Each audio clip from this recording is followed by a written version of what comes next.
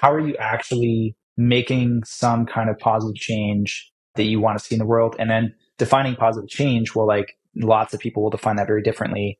And in our case, what we've tried to say is that there isn't one right answer to that question, as long as you have a very clearly defined sort of objective, and as long as it ends up creating positive externalities in the world around you. Hello friends, Jess here from Seed Club. Welcome to Season 3 of Building at the Edges. We host conversations with the top innovators, thinkers, and builders at the intersection of crypto and community. I'm very excited to bring you this conversation with Scott Moore from Gitcoin DAO. Scott is a longtime builder in crypto, was a co-founder of Gitcoin, and is deep in the operations of Gitcoin right now. I thought it would be valuable to have his point of view here. We spent a bunch of time talking about the market cycles, Scott having built through the last bear market and into the bull, and the lessons we can have from that.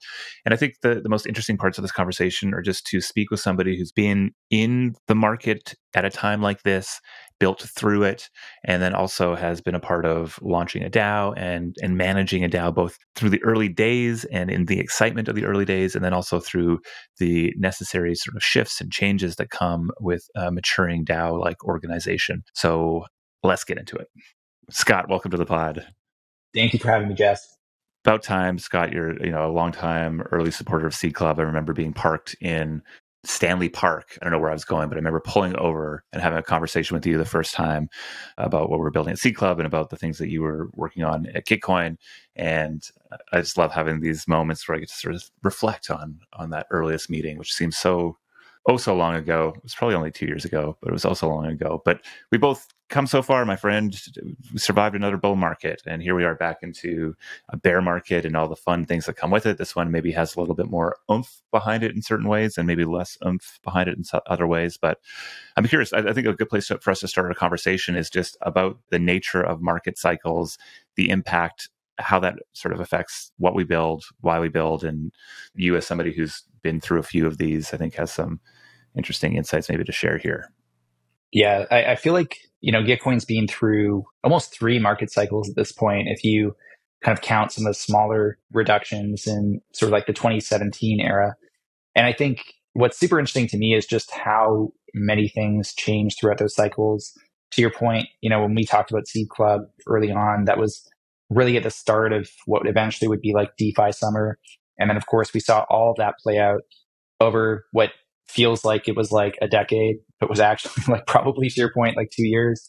I think the accelerated nature of those cycles in Web3 is part of why it's such a fascinating place to be, because you see all these experiments kind of like flourish and blossom. And then, unfortunately, in some ways, fortunately, I mean, like there's lots of things that I think just naturally were more speculative, like weren't really aiming at the right thing. We see those also fall away. And I think there's something to be said for trying to, leverage those cycles in a way that really gives us time to reflect, time to think back at what we've done.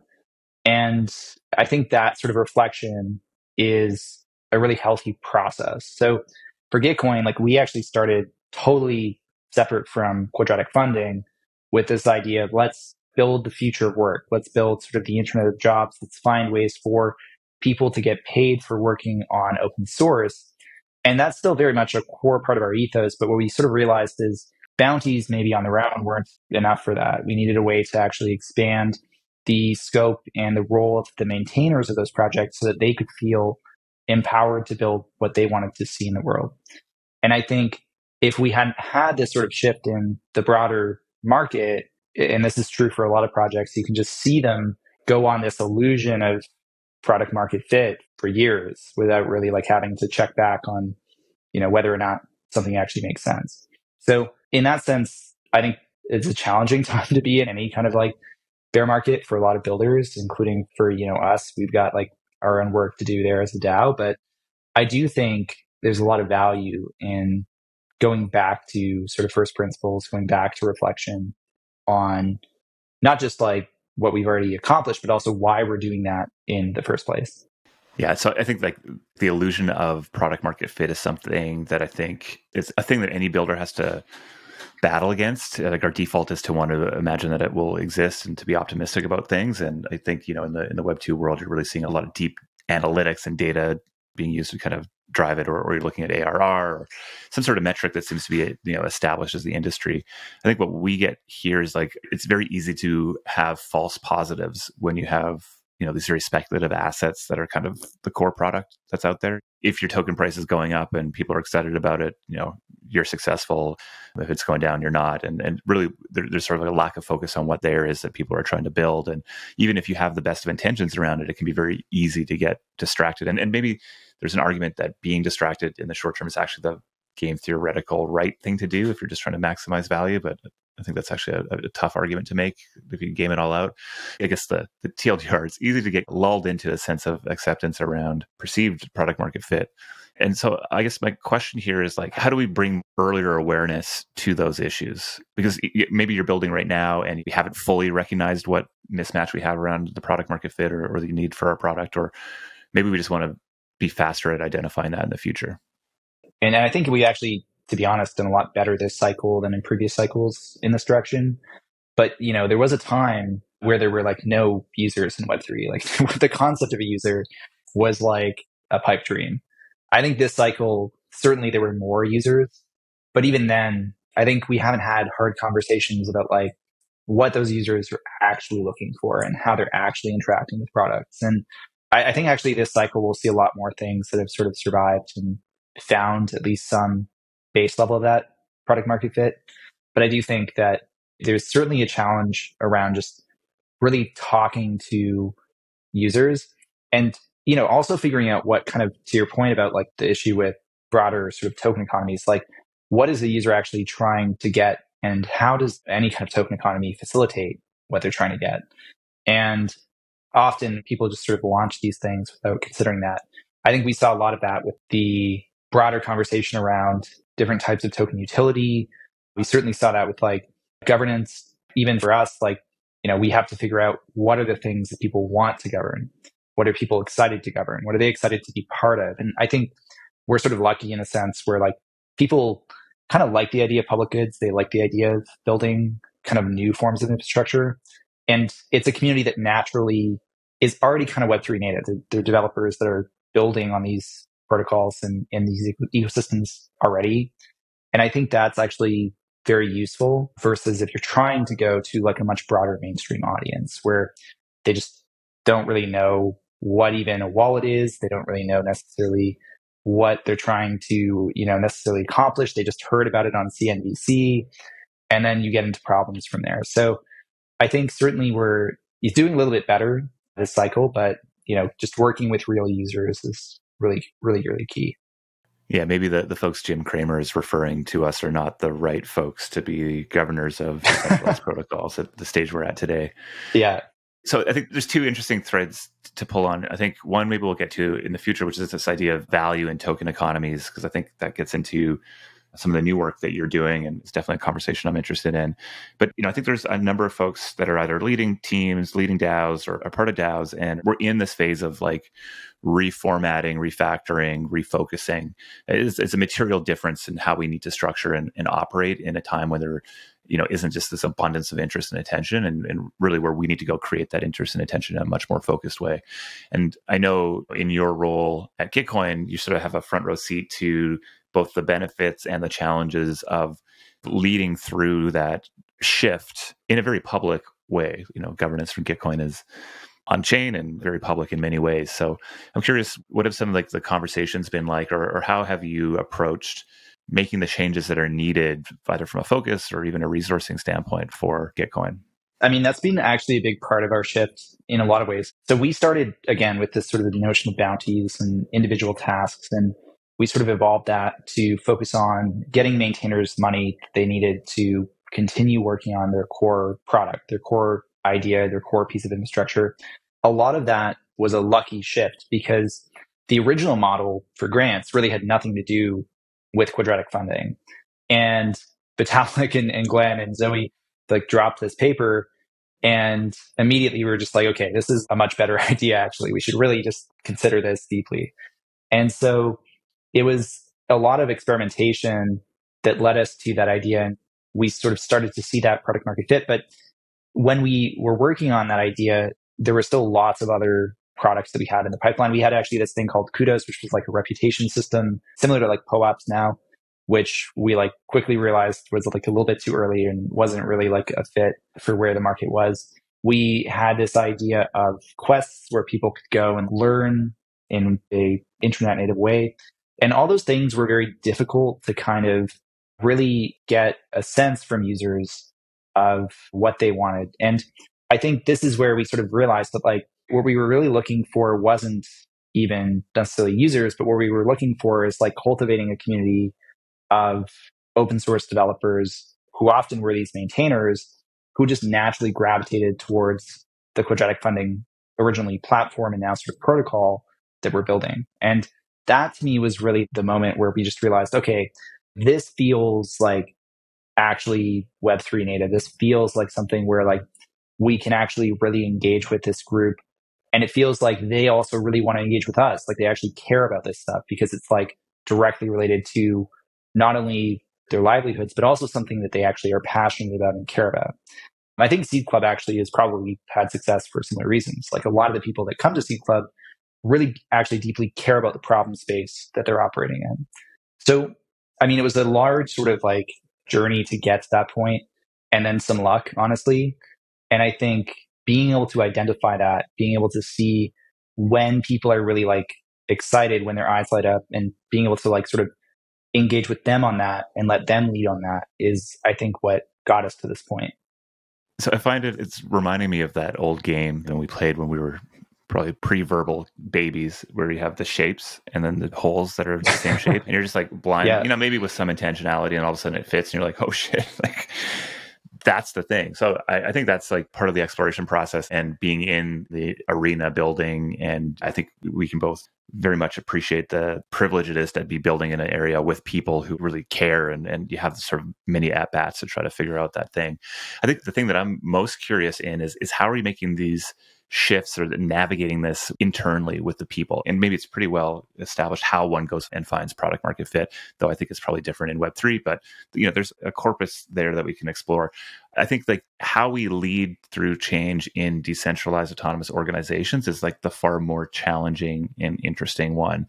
And I think it's become very apparent to me how easy it is for certain structures or goals, objectives, how we work, what we call things to really become, it's crazy how quickly they become codified in an organization and how hard we have to work to sort of break those down or reformat them if they're not working. So, from the outside, my assumption is as you've gone through these pivots, especially over the last little while, and we could see it, through governance forums, and there's this, early debate around funding and how to get funding in order and what good funding looks like and what good budgets look like. And then all the way through to some fairly major product shifts with Passport and with the protocol.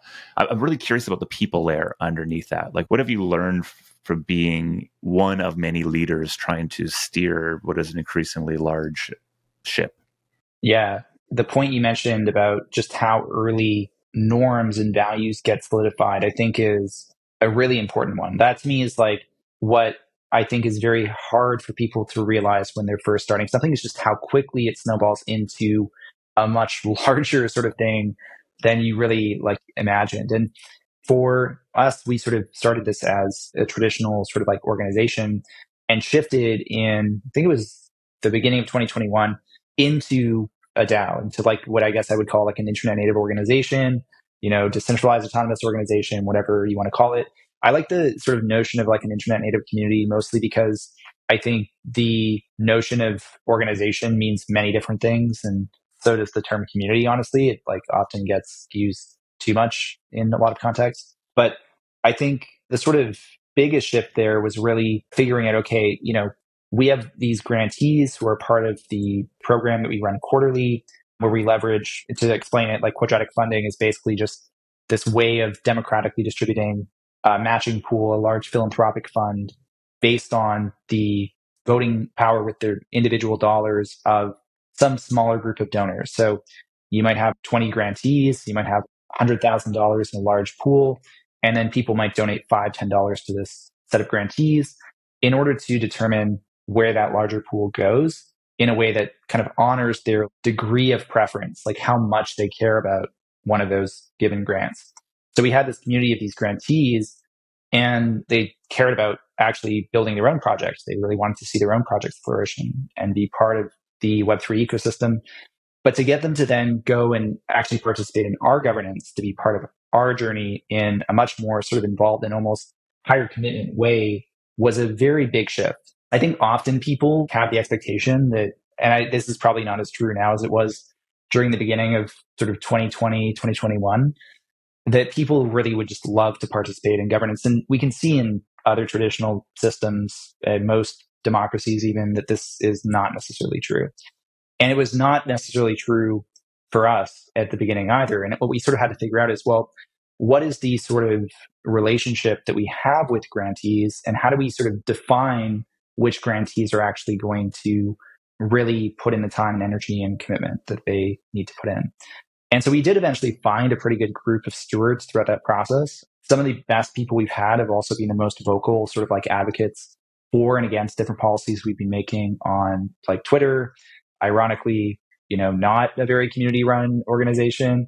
And I think that there's a really interesting journey you go on with those folks to figure out, okay, well, what do you really want to see? And like, how do we get you the context to make a decision that actually like will really benefit you basically in the long run? Because you're basically the person that we're trying to support in the first place. It just took a lot of like trial and error to basically figure out what is the right mode of interacting with that group and giving them sort of ownership in a way that didn't feel burdensome, but felt actually like, something they could use to better themselves. And so I think that's almost commonplace knowledge at this point. But when we were trying to do that, I think it was much less known to the broader community. And certainly I think we had a lot of somewhat missteps along that path. The big thing that I would say regarding how you solidify values and culture, just on that point quickly, I think it's very easy to focus on the wrong metrics or get like chased off in the wrong direction by metrics entirely. That's like the notion of like Goodhart's law. Goodhart's law basically being that you kind of like make a target like an OKR or KPI or some other 3-letter acronym, and then you kind of chase it off a cliff because now you're not actually focused on the core purpose of your organization. You're focused on this other thing, this other sort of like abstraction of what that actually is. And so one of the useful things about having this group that had already been very like invested in basically making sure that the platform and the tooling that we were building was useful to them was that we often found it hard for them to proactively give feedback or context, but they were very, very good at giving reactive feedback. Basically, if we did something and they didn't like it, they would definitely tell us. And that's actually very good. You want that. You want people to actually give you that information. You want to listen to that information. And I think that if you don't build the right culture to start, or like have this sort of community that shares some set of values, the notion of like public goods, the notion of building open source software, the notion of wanting to see some kind of new developer community, maybe a more mutualist developer community emerge, I think you'll often end up getting the wrong feedback. And then you'll end up getting like in this off the cliff direction, whether it's through like, metrics that are wrong, whether it's through inputs, like garbage in, garbage out that are wrong. And so it's very important just to set the culture right. And yeah, I still think that like we didn't do that perfectly. There's a lot of things we could have improved, but we were fortunate to have at least the core group going into that transition that really cared about what we were doing. Yeah, I don't know what perfect looks like there, but I think like change management in any type of organization is a challenge. And I mean, just go to the bookstore and see the number of books that have been written on trying to help teams navigate that. It seems like so much of it is out of our control, and yet there is so much that we can control. And I think one of the interesting shifts that happens in a market that is really frothy and has a lot of excitement is like a lot of like the little things can be overlooked purposely, like the small blemishes, little cracks, like it just gets covered over with a new exciting thing or the progress that's being made or the price of your token or whatever. And I think as that sort of interest wanes a bit, we end up seeing those cracks a lot more evidently. And so it creates this time of like opportunity to reflect on what is different, but also to sort of see maybe the missteps that have been made along the way. And I think what's interesting to me is just how subtle those things can seem. And yet once they sort of get looked at through a new lens, how massive they are. And I share a very similar one, or maybe this resonates with you around this idea of like who is the community and what is their relationship to the protocol or to the DAO, and is that relationship structured in the way that is most beneficial. And so for C Club, it's this shift away from, I think we had this mindset of wanting to serve our members, and some members being obviously the builders who are coming into C Club, but also our token holders. And I think the shift that we need to make is away from that to a sole focus on serving our builders, and that token holders are governors, supporters, owners of the network that is being built to support those builders. And it's like the most subtle shift, but it changes so much in the things we do and how we do them and how the story goes. And I think through that lens, there's just so much new growth opportunity that becomes apparent, at least to, I think, those of us building at C Club on a regular basis. But it also seems incredibly subtle at the same time. I'm just curious if that resonates. Yeah, absolutely. I think the big thing that I really resonate with on that is that we need to focus on at least one community group and really get something right for them before we start to expand into supporting other community groups. I think honestly, like anything to do with token holders is very much not on that list. In fact, I think it's like almost similar to the Goodhart's Law example, like even worse if you start to basically go off the cliff very quickly if you focus on that. And I think this is especially pernicious in an industry which has a lot of like financialization, where there's a lot of focus on like the financial aspects of things. People talk about like hyper financialization. I think it's kind of a natural almost desire to like shift your focus on that. And I think that's where like traditional startup logic gets it right, which is just like focus on, in their case, the customer. And I think in this case, very much like the core community that you're serving, and make that a genuine thing. To your point, community is like, it's a very broad phrase, but I think really treating people who, in our case, are grantees, like members of a community is really part of that. You have to actually like want that to be the way that you interact, and you have to actually really work at that. There's also like the other problem you mentioned, which is there's the builder community, there's like this broader holder community. I think there's also a broad community that's focused sometimes on like, and this was actually a common theme in the bull market, like just hanging out or like vibing. And those are good things. I'm like for, not like anti-fun necessarily, but I don't think most people wake up being like, my life goal is to like have the most possible fun in like every aspect and like focus entirely on like the immediate, like now. I think a lot of people still have larger, like longer term aspirations and goals and things that they want to see in the world. And I think if you enable people to actually like find groups that are mission driven in that way, it's going to work a lot better. And I think that's like fundamentally what you're getting at with focusing on the builder community is they know what they want to do. The ways in which you support them, and that's how you interact. That's the way that you actually build a connection. And I think that is a much stronger bond than if you just focus on like going to the next party. Yeah, I feel like the token community is designed to help you get into the next party is probably not the sustaining thing here. We've really co-opted a new phrase from pioneers in the technology accelerator space, the Y Combinator, who has the phrase, build something people want. And we've co-opted it to say, build something people want to be a part of. And I think there's a lot more overlap than even just the similarity in words there mean, which is like the thing that people want to be a part of is the simple, narrow reading of that is like, is parties or a good place to hang out on the internet. But I think the deeper reading of that is one's life's work or impact or change they want to see in the world. And I think that's really where the true value or opportunity and the depth of opportunity will live in the space generally. And I think maybe that's a good place to shift a little bit, because I think I still have this open question that many folks in crypto are still navigating. I think we all should be, which is like, how do we create something of value and a token economy that is of value, which I think is a challenge, even if you're just purely going after just financial outcomes.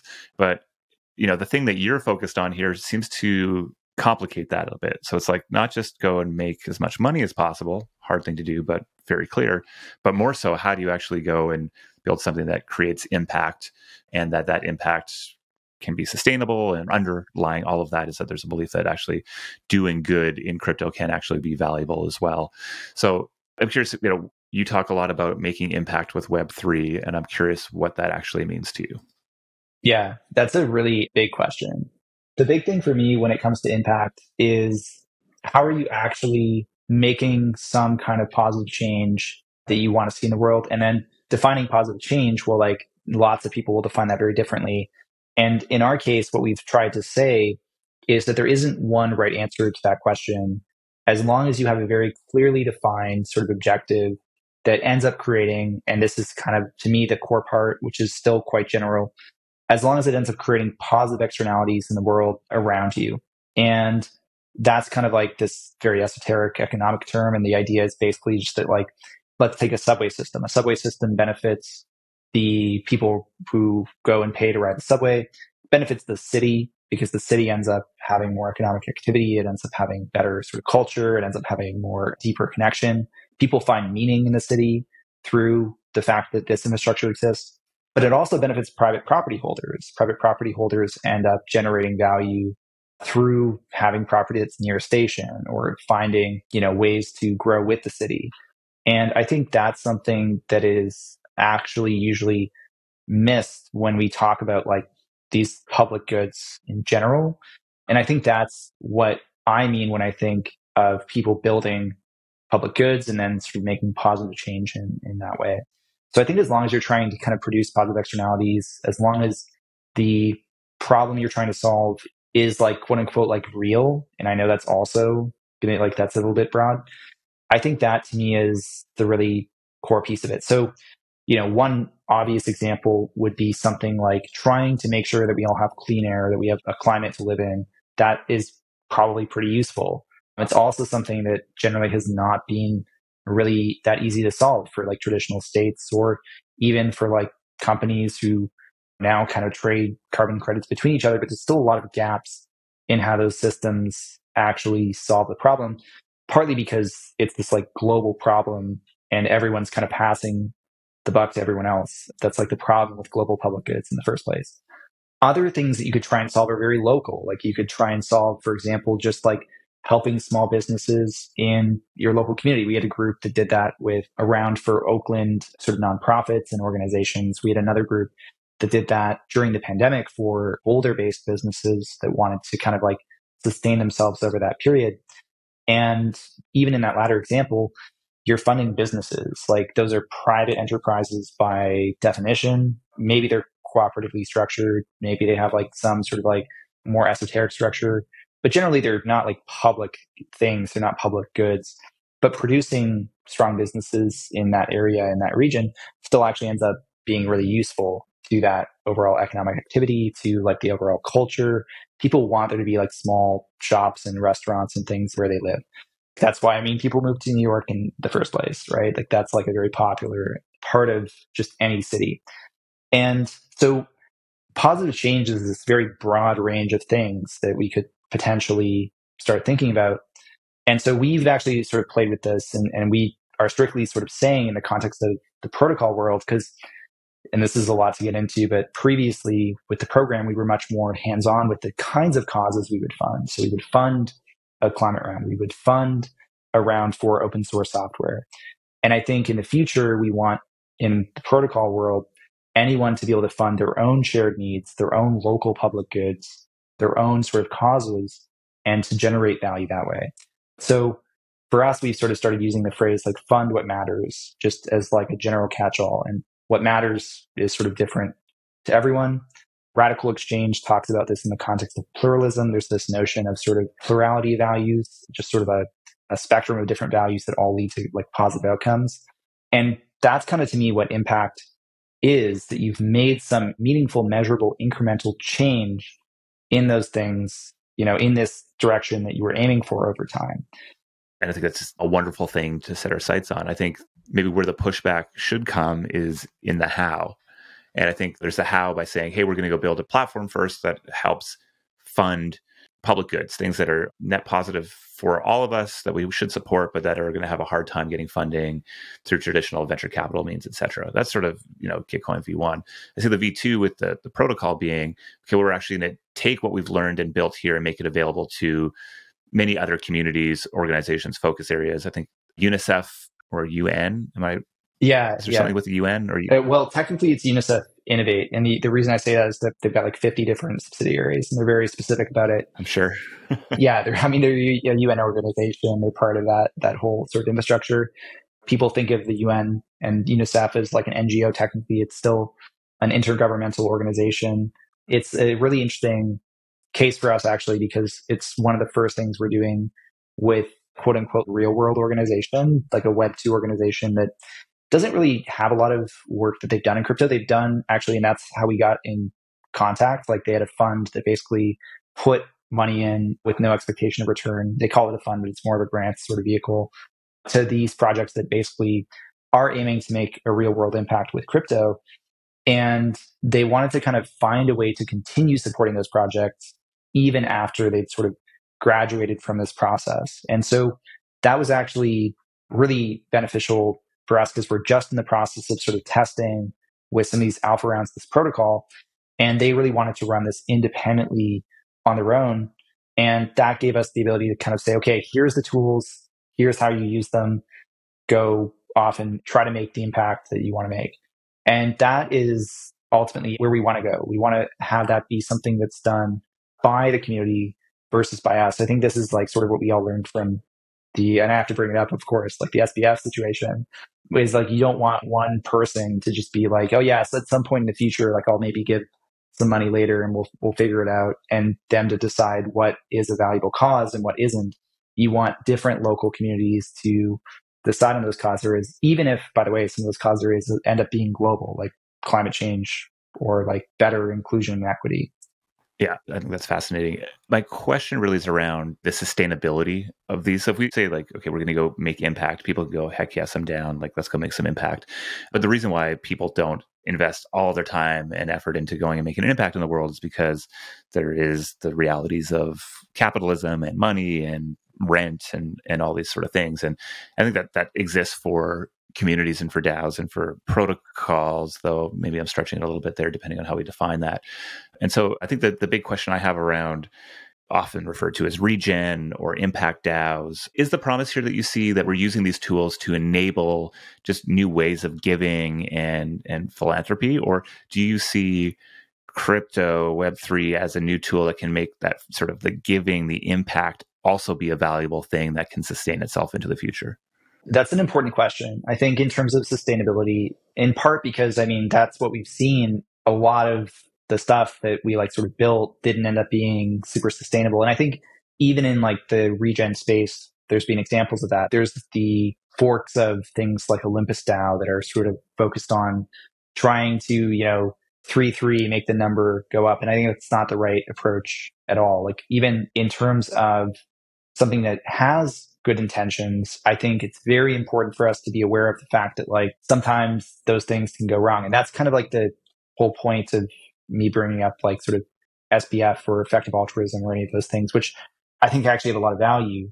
It's just that like if you let one person basically make that decision and just sort of run with it YOLO, like you just end up with people, I think, abusing power, which is why we're against the idea, and like why Web3 is in general against the idea of large institutions in the first place. I don't think anyone in the government is like looking to do like the most harm we possibly can today. Like we're coming in, we're going to like fuck shit up.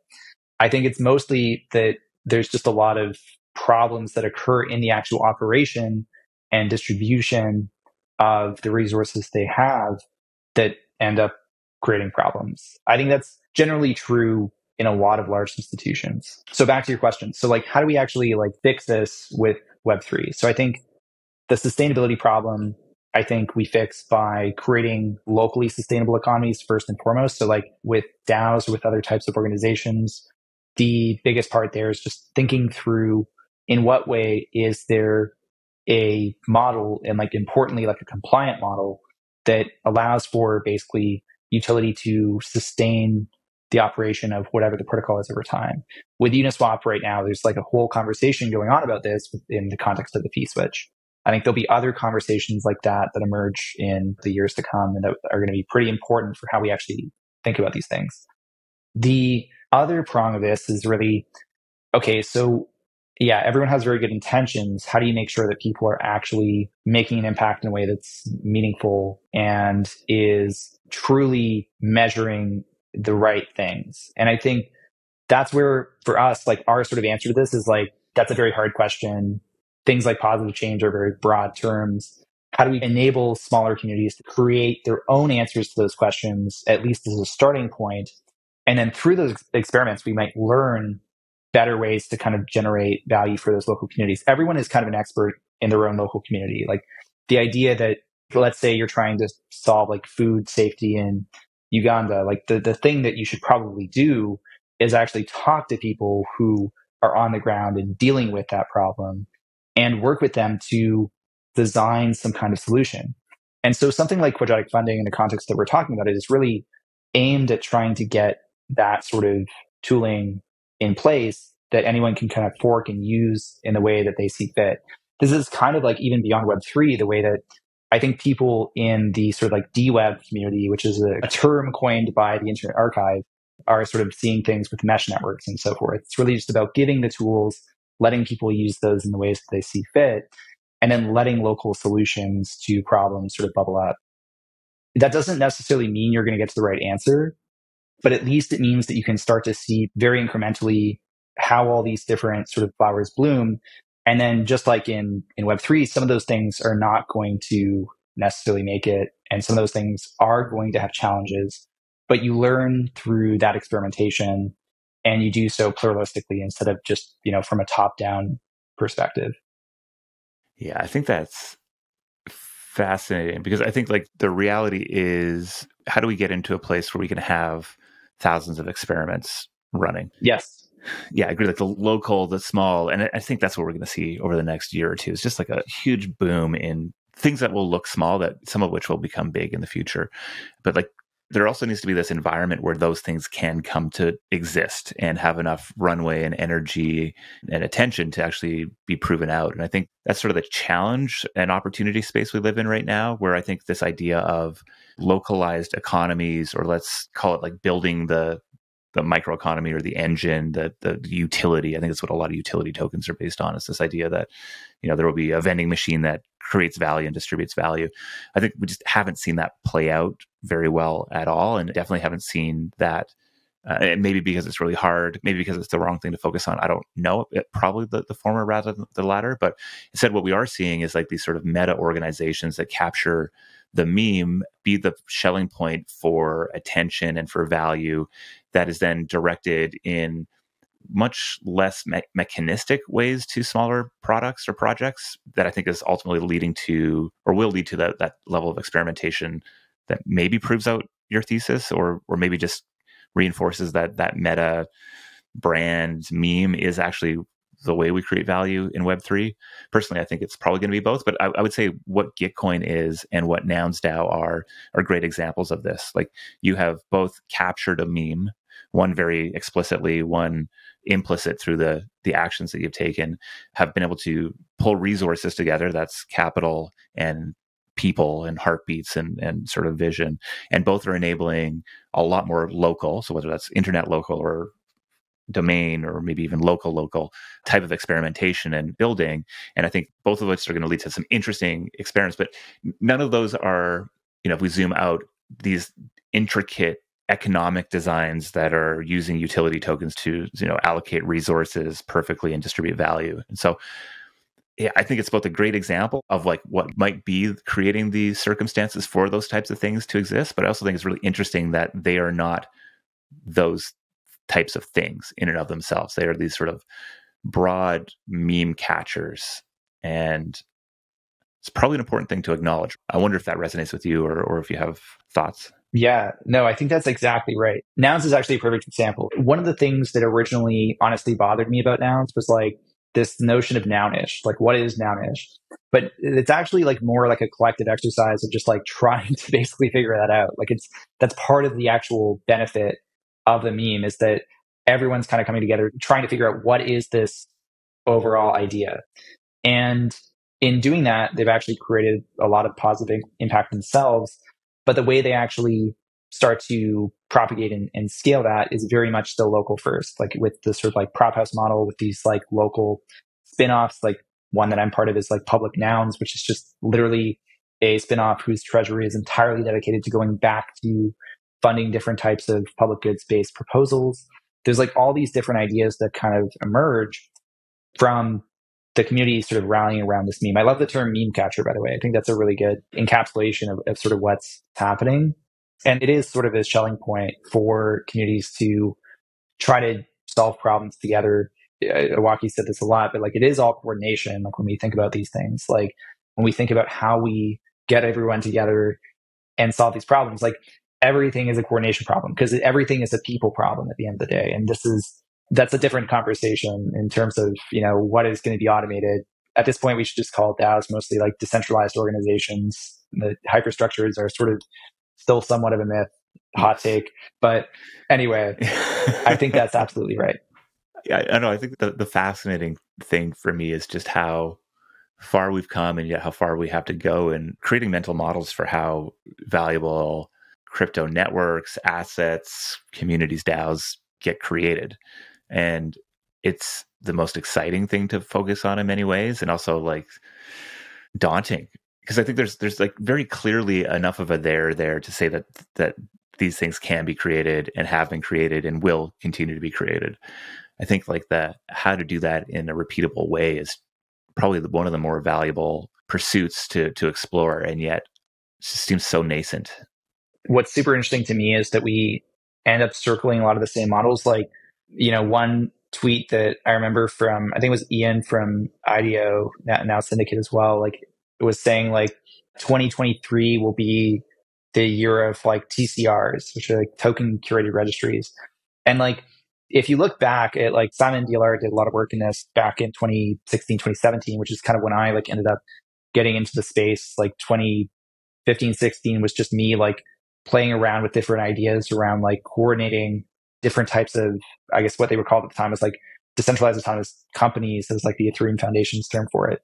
And the challenge was really, well, how do you get people to sort of decide on, it was almost like a proto version of like, I suppose a similar problem of what we're trying to solve with quadratic funding and these like sort of local models for almost deciding on community preferences in this sort of like collective intelligence based way, like sort of agent based collective intelligence way. And like the idea basically is that you have this sort of list of ideas, you have some token that's basically like curating that list over time and iterating on it. And you basically can like implement that into a variety of different like automated systems in the context of any given organization. And this was like 2016, 17. Like these are things that like already were like happening. And I think the fact that we're circling around these ideas, this has happened in the last cycle with not just TCRs, but other ideas as well. It is to me both a good and a bad sign. It's a good sign because it means that there's something worth reinvestigating about those ideas that we didn't really fully grok before. And often the ways we're implementing those ideas change.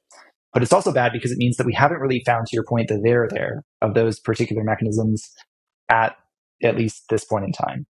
And to me, it's a question of, to your point, when will we actually get there? And I mean, honestly, it might take a while. Like if you look at other previous iterations of, and this is sort of like the thesis that Fred Wilson has around like cycles of like application building and then infrastructure and so forth, kind of a spiral moving ever so slightly upwards, each time.